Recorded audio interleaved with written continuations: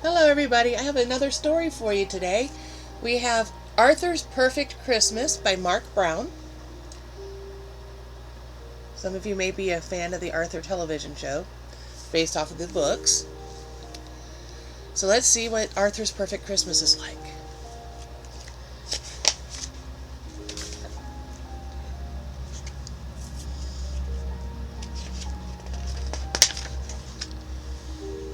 It was 3 days before Christmas, and Arthur wanted everything to be just right. There would be lots of snow, the perfect tree, and a delicious turkey dinner.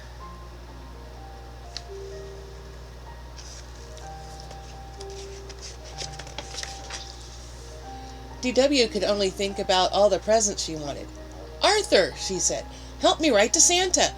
I want Tina the Talking Tabby at the top of the list." At school the next day, Muffy was very excited. "My big Christmas party is tomorrow," she announced. "Muffy, I told you, I can't," Francine began. Muffy wasn't listening. "I forgot to invite George," she ran off. "She won't listen," said Francine. "Why can't you go?" Arthur asked. "Every year we have a family Hanukkah party," Francine said, "when we light all the candles on the menorah." "Maybe you should tell her again," Arthur said. Francine shook her head. "I've told her 1,000,000 times. Do you ever have that happen, where you tell somebody something and they just don't listen to you? Happens a lot. Happens a lot when you're a grown-up, too.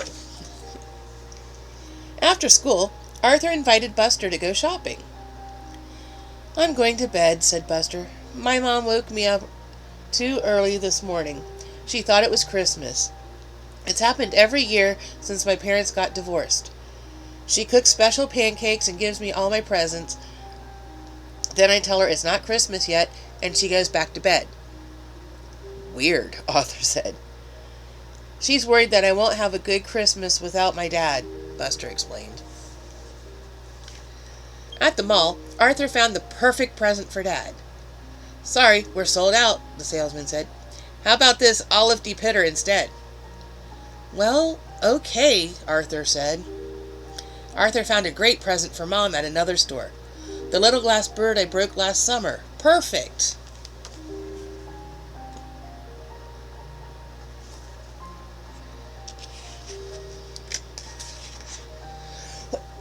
Excuse me.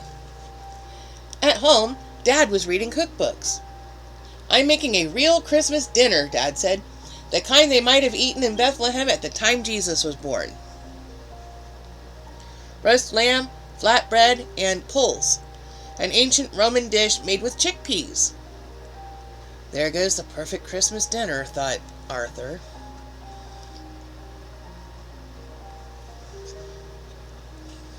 And sometimes other people eat different things than what you do, and you might not think it's perfect, but it's perfect for them. The next day, at Muffy's party, everyone was having fun, except Arthur. "How can it be a perfect Christmas without snow?" said Arthur. "Well," said the brain, "no one really knows what day Jesus was born. The holiday's in December, probably because that's when the Romans celebrated winter solstice." "I still want snow," said Arthur. Excuse me. "Gather near, royal subjects," Muffy announced. "I, the Princess of Christmas, will now give out your presents. The first one is for Francine Frensky." Muffy looked for Francine. "I said Francine Frensky." But Francine wasn't there. What do you think's going to happen?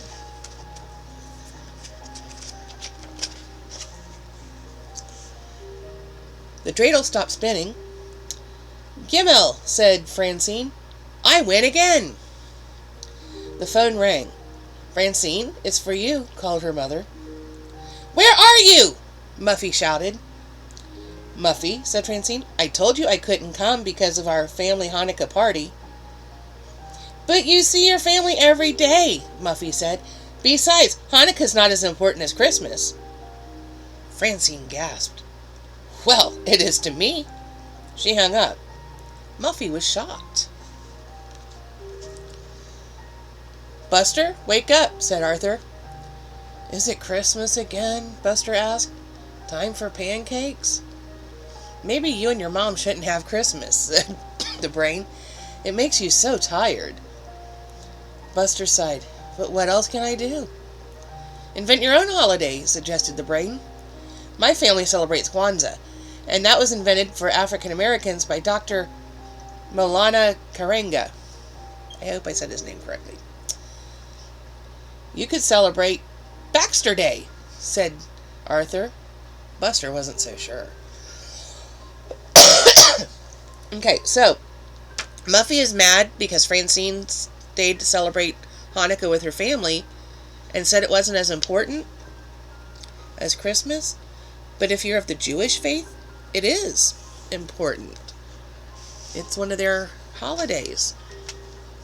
And they don't necessarily celebrate Christmas. Some do, but a lot don't because they follow the Jewish holidays and not the Christian holidays. So those who celebrate Christmas may not understand how important another holiday is to other people. So it's important to think about those things. And then Kwanzaa is a really interesting holiday. It celebrates family and community, and it is mostly an African American holiday, which starts, I believe, the day after Christmas and continues for that week. They have a different theme each day. When he got home, Arthur couldn't believe his eyes. "That doesn't look like a Christmas tree," Arthur said. "Yes, it does," said DW. "It's beautiful." "I wanted something normal," said Arthur, "not unicorns and trolls." "You can decorate the rest of the tree," Mom said, "just the way you want." There goes the perfect tree, thought Arthur. There's nothing wrong with unicorns and trolls. I think there's a story about a Christmas troll. Can't think of his name offhand, but I'm pretty sure there is one. Later, Arthur wrapped all his gifts and put them under the tree. "Mom is going to be so surprised," he said. DW came in with cookies, milk, and a bucket. "For Santa," she said. "Now help me fill this pail with water." "Water?" Arthur asked. "For the reindeer, silly," said DW. Yeah, some people put out treats for the reindeer too. I've seen people put out carrot sticks, and she's putting out a bucket of water so they get something to drink. I mean, if you're a reindeer pulling the sleigh, that's hard work. Arthur had just climbed into bed when he heard a loud crash outside. "Oops," said a voice. "Uncle Fred! I thought you were going to Florida," said Arthur. "I thought I'd drop off your presents first," Uncle Fred said. "And my truck just died. Sorry about the fence. Clumsy me." Arthur remembered how Uncle Fred had broken Mom's tea set last Christmas. "You're welcome to stay here," Mom said. "Rory, too." Arthur heard barks and growls from the living room. Rory and Pal were fighting over Mom's present. "Let go of that!" shouted Arthur. The box went flying through the air. Arthur made a wild dive and caught the box before it hit the floor. Phew! He decided to put the gift in a safe place. Because remember, he bought the glass bird. Glass breaks pretty easily. The next morning, DW woke everyone up. "Arthur, wake up! It's Christmas!" she cried. "Mommy, Daddy, it's Christmas! Wake up! Christmas is here!" DW stopped in the hall. "Santa?" "It's Uncle Fred," said Arthur. "Uncle Fred is Santa?" asked DW. "Guess what, Mom?" Buster said. "It's Christmas." "Are you sure?" she asked. "Yep, December 25th, Buster announced. "Time for presents, time for pancakes," said his mother. Muffy counted her presents. 37! The biggest Christmas ever. Wait till Francine hears. And then she remembered they weren't speaking to each other. Muffy opened her new makeup kit and looked in the mirror. "I don't really need makeup, but Francine might like it." But Francine wasn't her friend anymore. Muffy looked around the room at her new games, puzzles, dolls, train set, and miniature submarine. "Daddy," she said, "my gifts aren't fun if I can't share them with Francine." Her father thought for a moment. "Let's go for a drive, Muffin. Maybe that'll take your mind off things."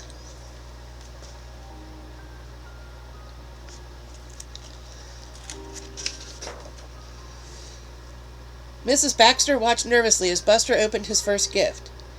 "Cybercod!" exclaimed Buster. "I'm sorry, we can return it," said his mother. "Why?" Buster asked. "You already have it," she said. "I just saw it in your room." "No," Buster explained. "That's Techno Trout." Just then, Buster smelled smoke. "The pancakes!" They dashed into the kitchen. "They're burnt," said Buster's mother. "I'm sorry." "It's okay, Mom," said Buster. "I like them kind of brown, black." "Let's open presents," said DW. "I bet Tina's in this one." "Wait, don't start without me." Arthur ran upstairs to get Mom's gift. He reached up into the closet, but he was so excited that... Crack! Arthur quickly opened the box. The glass bird was broken. "Oh no," said Arthur sadly. Uncle Fred came upstairs to find Arthur. "Everybody's waiting. What's wrong?" "I broke Mom's present," said Arthur. "It was a perfect gift, and now it's ruined." "That's a shame," said Uncle Fred. "But Christmas is more than just presents, you know." "That's what grown-ups always say," said Arthur. Uncle Fred looked at Arthur's gift card. "Well, the day's not over yet," he said. "Let's go back down."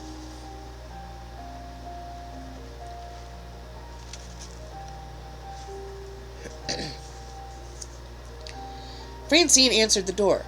"Muffy?" Muffy took a deep breath. "I'm sorry about what I said, but you're my best friend, and the party was important to me." "Come in," Francine said. "I want to explain why Hanukkah is important to me." She showed Muffy the menorah. "On the last night of Hanukkah, all my relatives come to our house. After our potluck dinner, we say prayers together, and then my father lights all the candles. It really makes me feel like I'm part of something special." "I'm so sorry," said Muffy. "I should have listened to you." "You forgot the best family tradition of all," said Mr. Frensky. "What's that?" Muffy asked. "Going to the movies," Francine answered. "Come on." Sometimes movies are open on Christmas Day. My family went a couple different years on Christmas Day to see movies. It was kind of fun. "Another Veginator," said Dad. "That makes 4. DW had one present left. "I know what this is." She tore the wrapping paper off with one swipe. "It has to be..." She ripped the box open. "A duck?" DW looked confused. "Not just any duck," Mom said. "A duck that says 4,000 words." "Can it say meow?" asked DW. "Well, no," Mom said. "Are you upset?" "No," said DW, "but I wanted Tina the talking tabby. Oh, Santa, how could you? This is the worst Christmas ever." DW stomped around the room and accidentally stepped on the duck. "Hello," it said. "I'm Quackers the talking duck." DW picked up the duck and squeezed it. "I love you," it said. "Do you love me?" "Hey," said DW, "you're kind of cute." She squeezed it again. "Quack-a-doodle-doo," said Quackers. DW giggled. Sometimes you might not get the present you wanted, but just get something just as fun.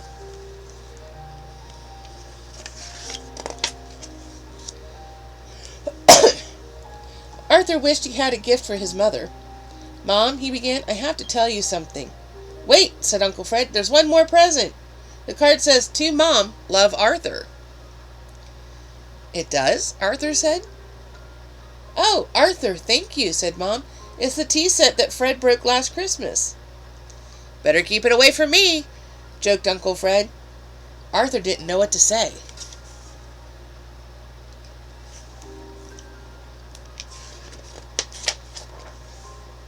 At the Pancake Palace, Buster's mother checked her list. "Everything's planned," she said. "After this, it's penguins on ice." "Mom," Buster began. Then we'll rush home so I can start the roast and make the pudding. Mom! Then we'll watch the TV special. Then we'll... Mom!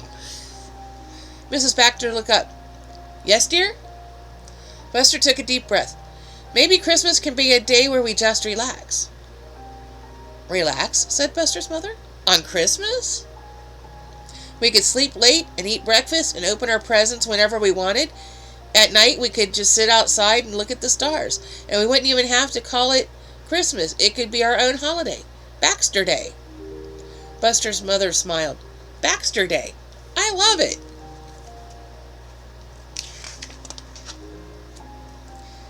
Everyone at the Reed's house was stuffed, except for Arthur. Dinner was great, said Arthur. More halva, please. Arthur, I love this olive depitter, said Dad. It's so useful. Good news, said Uncle Fred. My truck is fixed, so Roy and I will be going to Florida after all. Arthur and Uncle Fred went to get a suitcase. The tea set was your present for Mom, wasn't it? Arthur asked him. Yes, Uncle Fred answered. But it was a lot nicer coming from you. Everyone waved goodbye. As Grandpa Dave backed out of the driveway, he hit the other half of the fence. It fell over with a crash. Oops, called Grandpa Dave. Sorry. Mom sighed. Like father, like son.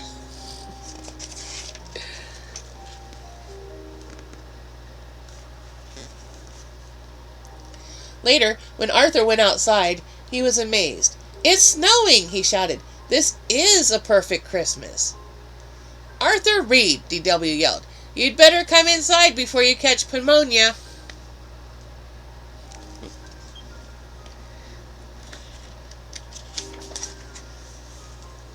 Do you still like Santa? Arthur asked.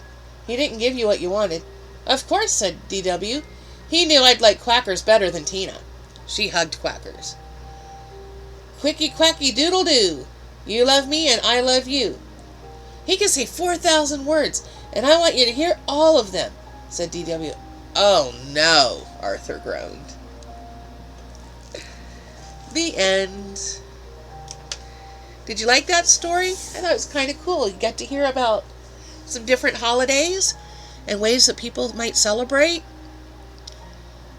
And lots of good ideas in there too.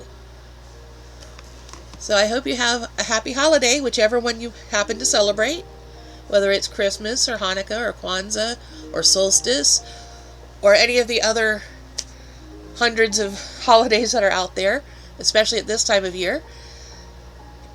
And I hope you have a happy whatever. Bye-bye.